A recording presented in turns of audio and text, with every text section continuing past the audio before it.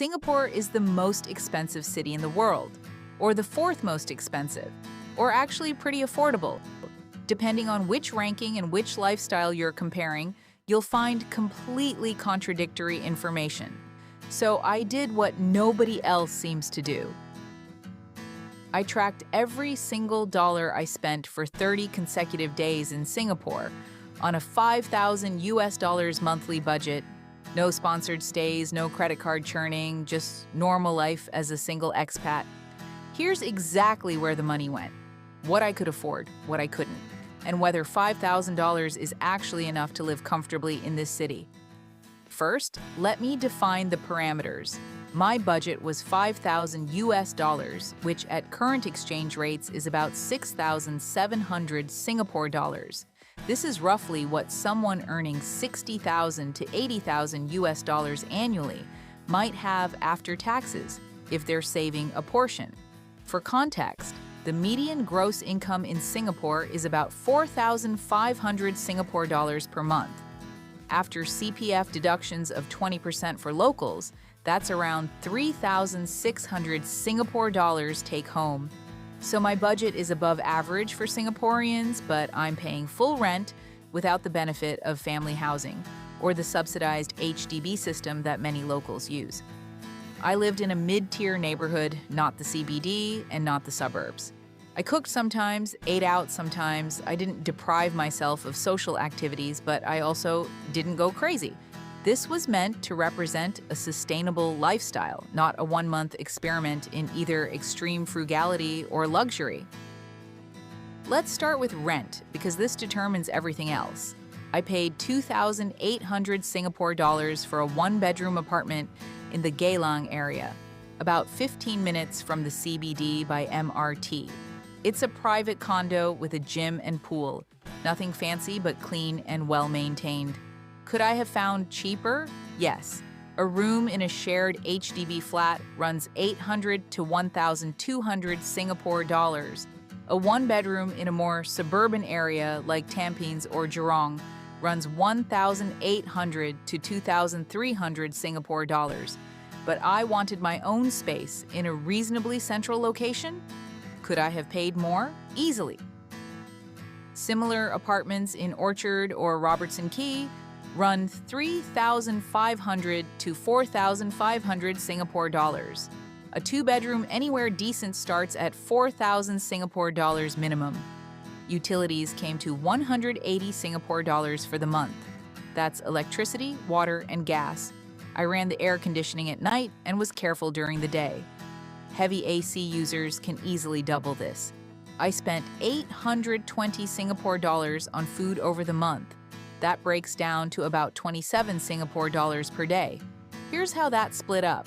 Hawker center and food court meals, which I ate for maybe 60% of my meals, averaged 5 to 8 Singapore dollars each. A chicken rice plate is $4. A laksa is $6. A nicer food court meal with a drink might hit $10. I probably spent 350 Singapore dollars here. Mid-range restaurant meals, maybe once or twice a week with friends, ranged from 25 to 50 Singapore dollars per person, including a drink. That was another 250 Singapore dollars for the month. Groceries for cooking at home, mostly breakfasts and occasional dinners, came to 180 Singapore dollars. Fair Price and Sheng Siong are the budget-friendly options. Cold storage and marketplace are more expensive but have better imported goods. Coffee and snacks throughout the month, a mix of Kopitiam Kopi at $1.50 and Starbucks at $7, added up to about 40 Singapore dollars. The truth about food in Singapore: you can eat incredibly well for very little money. The hawker culture is real, but if you want Western food, craft cocktails, or fine dining, prices are similar to New York or London. I spent 145 Singapore dollars on transport. This is genuinely where Singapore shines. The MRT is clean, efficient, and runs everywhere useful. A single trip costs 80 cents to $2.20 Singapore dollars depending on distance. There's a monthly travel pass at 128 Singapore dollars for unlimited MRT, LRT, and bus rides. I didn't get it because I work from home several days a week and it wouldn't have saved me money, but for daily commuters, it's great value. I took Grab maybe 3 times for a total of 45 Singapore dollars. Each ride was 12 to 18 Singapore dollars for distances that would have taken 20 to 30 minutes on the MRT with a transfer. Pure convenience spending. Cars are prohibitively expensive in Singapore. The certificate of entitlement alone can cost 100,000 Singapore dollars plus before you even buy the car. Owning a vehicle here only makes sense at income levels far above $5,000 per month. Entertainment, social activities, and personal spending totaled 680 Singapore dollars for the month.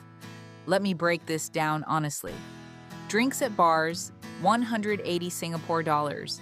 A craft beer is 12 to 15 Singapore dollars. A cocktail is 18 to 25 Singapore dollars. I went out maybe 4 times with friends, 2 drinks each time. Gym membership, 89 Singapore dollars for a basic chain gym. Boutique fitness studios run 200 to 400 Singapore dollars if that's your thing. Movies and entertainment, 60 Singapore dollars. One movie at Golden Village costs about 15 Singapore dollars with snacks. Shopping and personal items, 180 Singapore dollars, clothes, toiletries, random stuff from Don Don Donki. A weekend trip to Batam, Indonesia, 170 Singapore dollars, including ferry, hotel, and expenses. This is the budget getaway option when you need to escape the island. Let me be clear about what wasn't in this budget.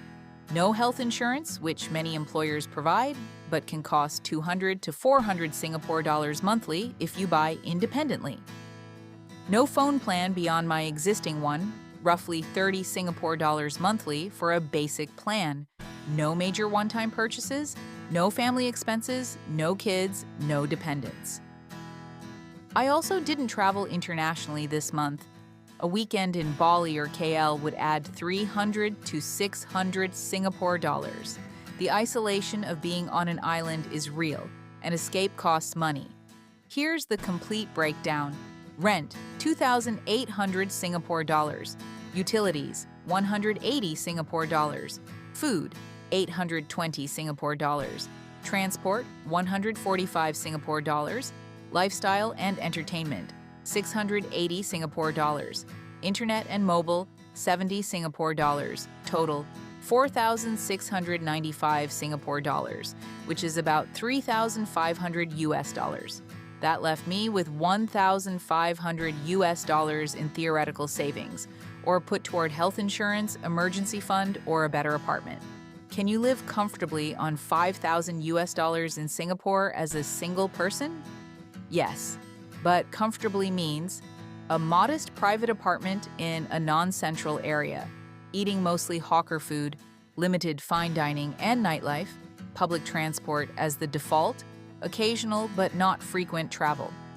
To live lavishly, meaning a nice CBD apartment, regular restaurant dining, active social life, you'd need 8,000 to 10,000 US dollars minimum. To live with a family, international school fees alone can run 2,000 to 4,000 Singapore dollars per month per child.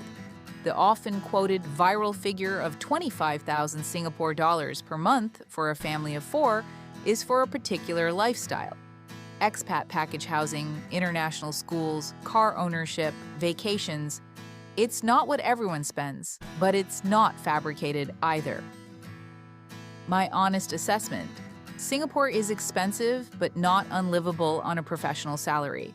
You trade space and spontaneity for safety, efficiency, and opportunity. Whether that trade is worth it depends entirely on what you value and what you're coming from.